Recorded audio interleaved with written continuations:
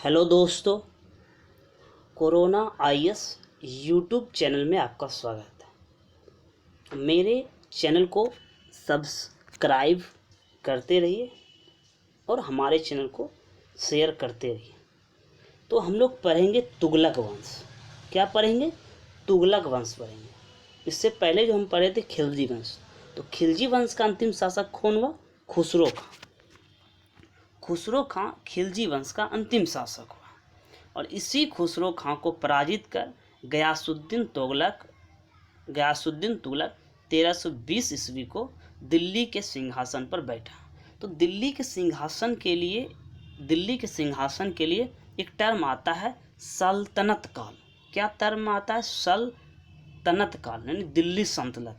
दिल्ली सल्तनत में जो पहले सबसे आए, पहले गुलाम वंश आए, फिर खिलजी वंश, तीसरा तुगलक वंश। और तुगलक वंश का कार्यकाल 1320 से लेकर 1398 ईस्वी तक, करीब 78 वर्ष और शासक हुए, लेकिन वो प्रभावशाली ज़्यादा शासक नहीं रहे। तो 5 सितंबर 1320 ईस्वी को खुसरो खां कौन थे? खिलजी वंश के अंतिम शासक। तो खुसरो खां को पराजित करके गाजी मलिक की उपाधि या तुगलक गाजी की उपाधि धारण करके गयासुद्दीन तुगलक 8 सितंबर 1320 ईस्वी को दिल्ली के सिंहासन पर बैठा। भाई दिल्ली के सिंहासन उस समय बहुत इम्पोर्टेंट थे। कौन सी शताब्दी की बात करें? 14वीं शताब्दी है। 14वीं शताब्दी यानी 1300 से लेकर 1400 ईस्वी। तो गयासुद्दीन तुगलक ने अलाउद्दीन खिलजी के समय क्या किया था? अमीरों की भूमि को ले लिया था, उसी भूमि को पुनः लौटा दिया। तो गयासुद्दीन तुगलक ने अलाउद्दीन के समय में लिए गए अमीरों की भूमि को पुनः लौटा दिया। ये मतलब एक दानवीर शासक के रूप में उभरा, ये भी सोच सकते हैं। तो गयासुद्दीन तुगलक ने सबसे बढ़िया काम किया वो सिंचाई के लिए किया। तो सिंचाई के लिए उन्होंने कुएं एवं नहरों का निर्माण करवाया और संभवतः नहरों का निर्माण करवाने वाला गयासुद्दीन प्रथम शासक था। याद रखिए, नहरों का निर्माण करने वाला दिल्ली सल्तनत में गयासुद्दीन तुगलक प्रथम शासक था। तो गयासुद्दीन तुगलक ने, भाई दिल्ली, इसका तो सिंहासन दिल्ली पर था, दिल्ली पर राज कर रहे थे। तो गयासुद्दीन तुगलक ने दिल्ली के समीप स्थित पहाड़ियों पर एक नगर बसाया। उस नगर का नाम क्या था? तुगलकाबाद। तुगलक से तुगलकाबाद नामक नगर स्थापित किया। तो इसी तुगलकाबाद नगर के आगे दुर्ग, माने जाने का रास्ता, एक दुर्ग है और यह दुर्ग किस शैली में बना है? रोमन शैली का उदाहरण है। और तो इस दुर्ग जो रोमन शैली में बना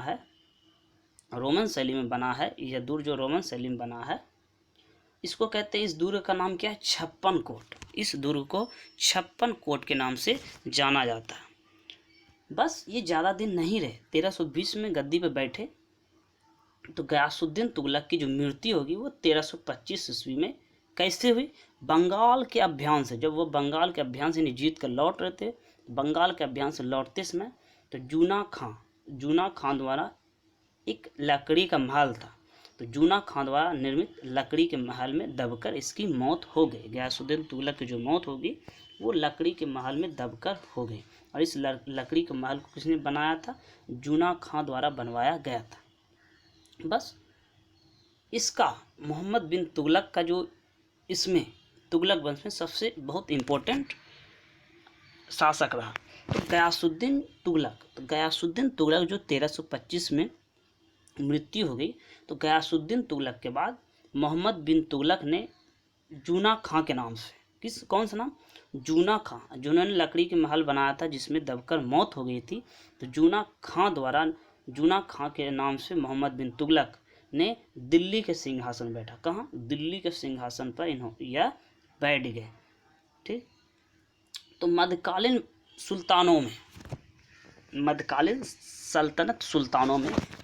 सभी सुल्तानों में मोहम्मद बिन जो तुगलक थे वो सर्वाधिक शिक्षित थे, विद्वान थे और योग्य व्यक्ति था।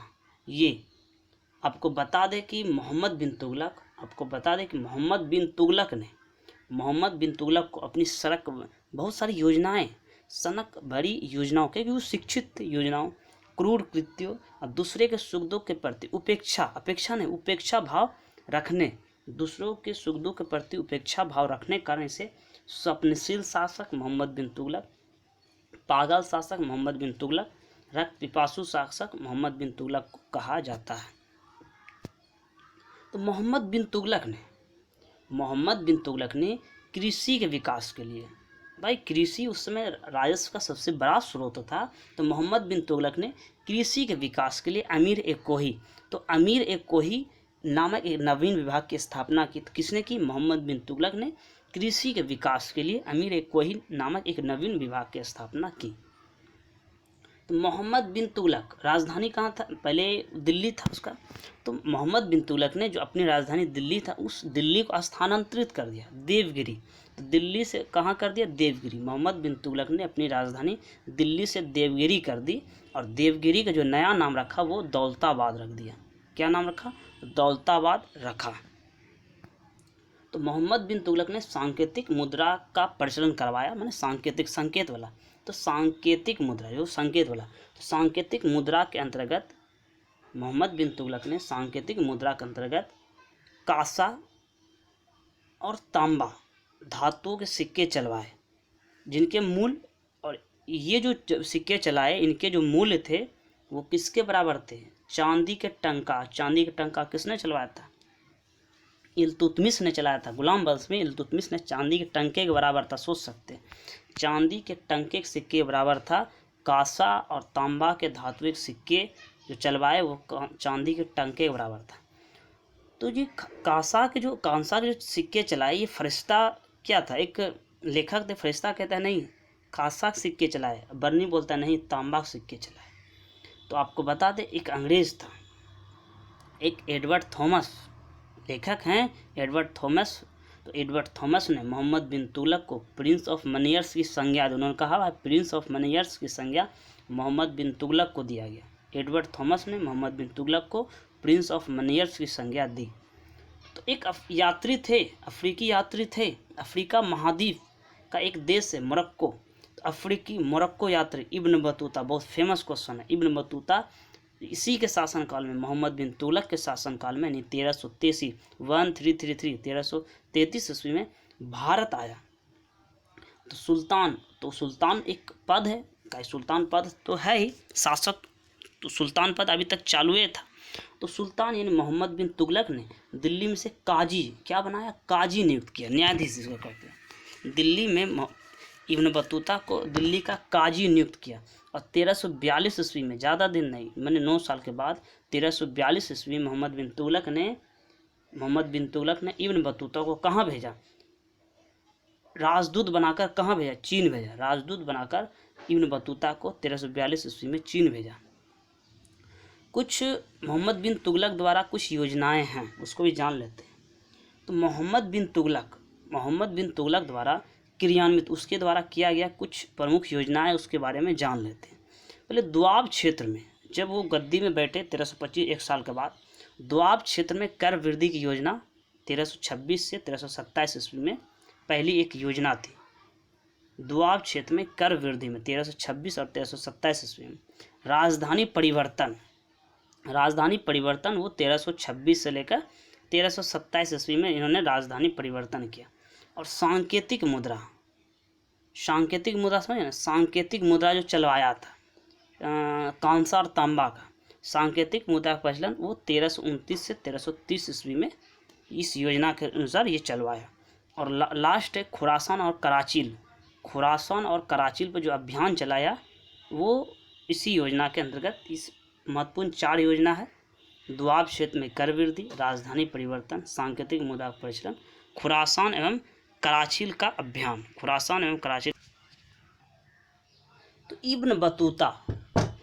तो इब्न बतूता बहुत फेमस पुस्तक, उसका नाम है रहला। तो इब्न बतूता पुस्तक रहला में मोहम्मद बिन तुगलक के समय की घटनाओं का वर्णन आपको मिलता है।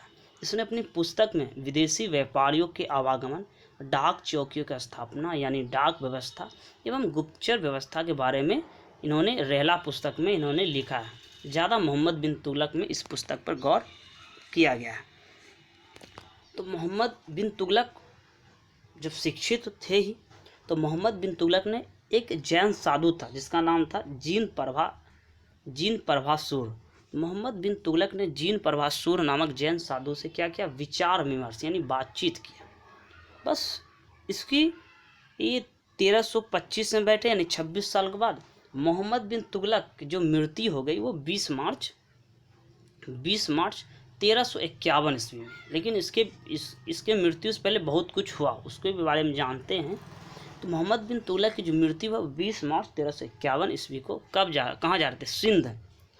तो सिंध जाते समय थट्टा के निकट गोडाल में हो गई। सिंध जाते समय थट्टा के निकट गोडाल में हो गई। तो मोहम्मद बिन तुगलक के शासनकाल में दक्षिण में एक वंश की स्थापना हुई है। दक्षिण में दो भाई थे, हरियर एवं बुक्का। तो हरियर एवं बुक्का नामक दो भाइयों ने 1336 ईस्वी में स्वतंत्र राज्य विजयनगर की स्थापना की। इसी समय मोहम्मद बिन तुगलक के समय महाराष्ट्र में, दक्षिण में विजयनगर और महाराष्ट्र में अलाउद्दीन बहमन शाह ने 1347 ईस्वी में स्वतंत्र बहमनी राज्य की स्थापना की। महाराष्ट्र में अलाउद्दीन बहमन शाह ने स्वतंत्र बहमनी राज्य की स्थापना की। तो मोहम्मद बिन तुगलक के मृत्यु जब होती है तो एक इतिहासकार थे बदायूनी। मोहम्मद बिन तुगलक की मृत्यु के बाद इतिहासकार बदायूनी लिखता है क्या, अंततः लोगों को उससे मुक्ति मिली और उसे लोगों से कहीं वो क्रूर शासक की गिनती में आते हैं।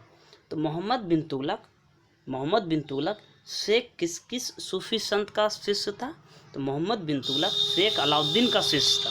मोहम्मद बिन तुगलक शेख अलाउद्दीन का शिष्य था। वह पहला सुल्तान था, वह दिल्ली सल्तनत का पहला सुल्तान था, सल्तनत का पहला शासक था जो अजमेर में शेख मुइनुद्दीन चिश्ती का दरगाह कहाँ है, अजमेर में। शेख मुइनुद्दीन चिश्ती का दरगाह बहराइच में सलार महमूद गाजी के मकबरे पर ये गए थे।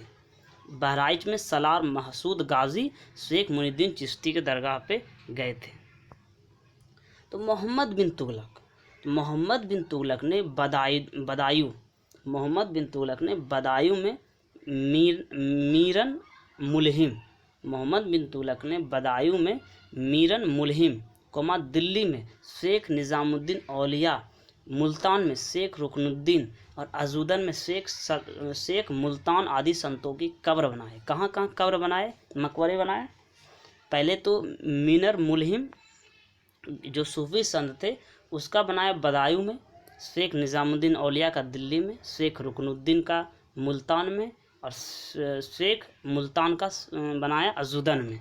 ये मकबरे बनाए। उसके बाद आते हैं फिरोज तुगलक।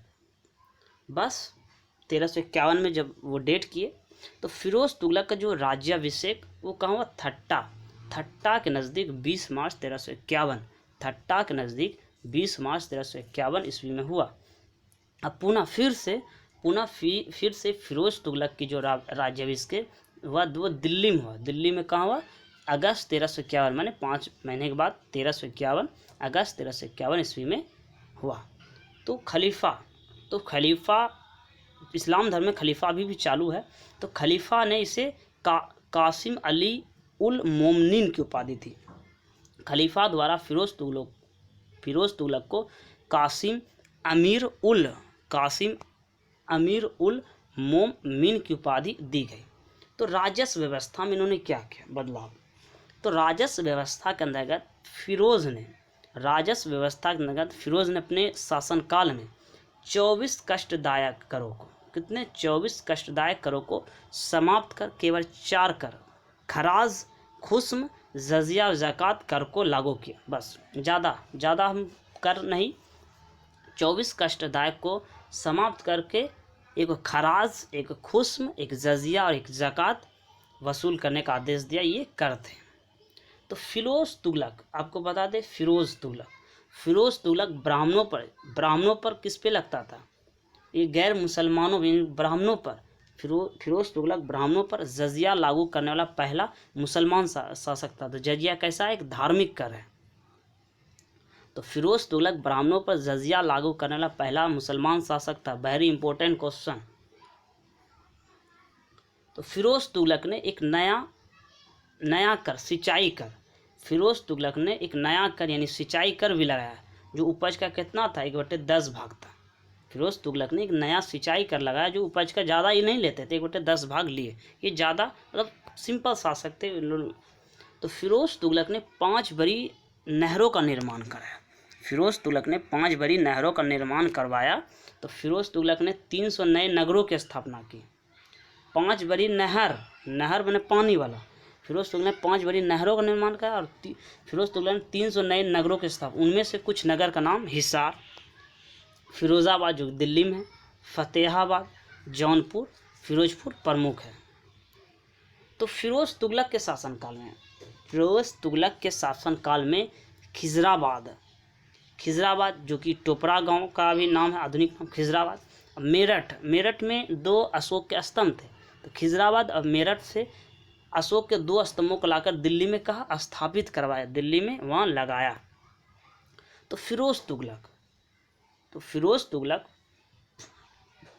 सुल्तान फिरोज तुगलक ने अनाथ मुस्लिम महिलाओं, विधवाओं और लड़कियों की सहायता के लिए दीवान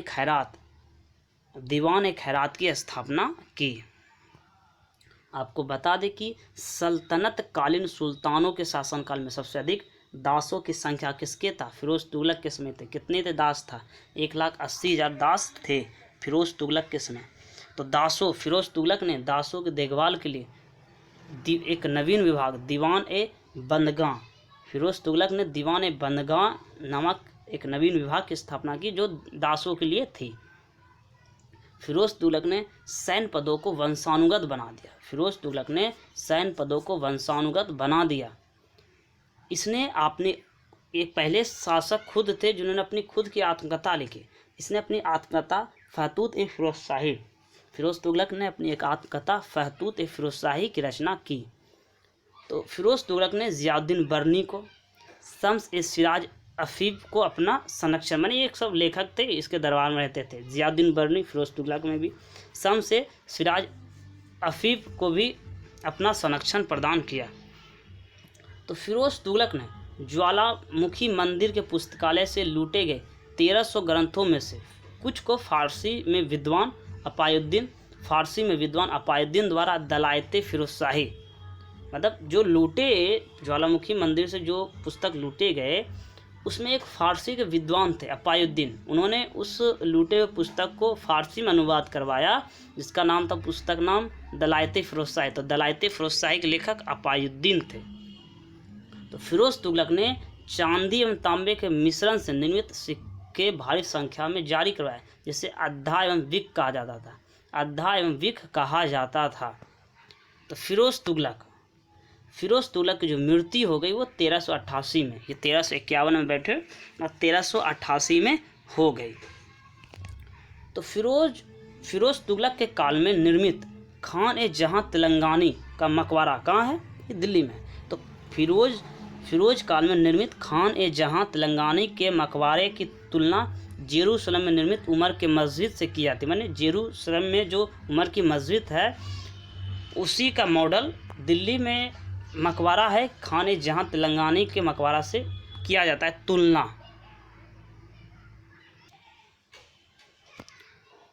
तो सुल्तान फिरोज तुगलक ने दिल्ली में कोटला फिरोज शाह दुर्ग का निर्माण कराया। एक दुर्ग का नाम क्या था, 56 कोट। किसने निर्माण कराया था, वो गयासुद्दीन तुगलक। लेकिन यहाँ सुल्तान फिरोज तुगलक ने दिल्ली में कोटला फिरोज शाह दुर्ग का निर्माण करवाया। और तुगलक वंश का जो अंतिम शासक हुआ वो नसीरुद्दीन महमूद तुगलक। कौन, नसीरुद्दीन महमूद तुगलक हुआ। और शासक हुए लेकिन वो रहे लूट के। तो तुगलक वंश का अंतिम शासक नसीरुद्दीन महमूद तुगलक था। इसका जो शासन था वो दिल्ली से पालम, ये ज़्यादा इसका क्षेत्र ज़्यादा नहीं था, दिल्ली से पालम तक ही रह गया। नसीरुद्दीन महमूद तुगलक के शासनकाल में ही तैमूर लंग ने नसीरुद्दीन महमूद तुगलक के शासनकाल में 1398 सबसे लास्ट में जब इसका अंत हुआ 1398 ईस्वी में दिल्ली पर आक्रमण किया। कौन? नसरुद्दीन महमूद तुगलक के समय में तैमूर लंग ने दिल्ली पर आक्रमण किया। तो नसरुद्दीन महमूद तुगलक, क्योंकि ये ज़्यादा ये प्रभावशाली शासक नहीं रहे, इसका क्या था, सीमा टूटता गया, इसका जो क्षेत्र वो छोटा होता गया और छोटे छोटे क्षेत्र पर बहुत सारे राजाओं ने कब्जा किया। उसी राजा में था एक मलिक सरवर जो जौनपुर में एक स्वतंत्र राज्य की स्थापना की। कैसे की? तो नसरुद्दीन महमूद तुगलक के समय इन्होंने एक उपाधि धारण की, मलिक सरवर ने एक उपाधि धारण जिसका नाम है मलिक कुसरसक, जो हिंदी में बोलते हैं पूर्वाधिपति, मलिक कुसरसक की उपाधि धारण की। और ये मलिक सरवर क्या था? एक हिजरा शासक था। एक हिजरा मलिक सरवर ने जौनपुर में एक स्वतंत्र राज्य की स्थापना की। तो कहीं कहीं आपको देखा मिलेगा कि भाई तुगलक वंश का जो शासन रहा वो 1412-10 ऐसे दिखाता है, लेकिन कुछ शासक हुए इस तरह से, जैसे छोटे छोटे में मलिक सरवर जौनपुर जो फिरोजदौलन जो नगर बनाए उसमें छोटा छोटा टुकड़े में बहुत शासक हुए, और इसी में कुछ नसरुद्दीन महमूद तुगलक के वंश भी थे। इसीलिए कहीं के आपको देखने को मिला होगा कि कुछ शासक और हुए तुगलक वंश, लेकिन सबसे इम्पोर्टेंट नसरुद्दीन महमूद तुगलक वंश के अंतिम शासक के रूप में उभरे।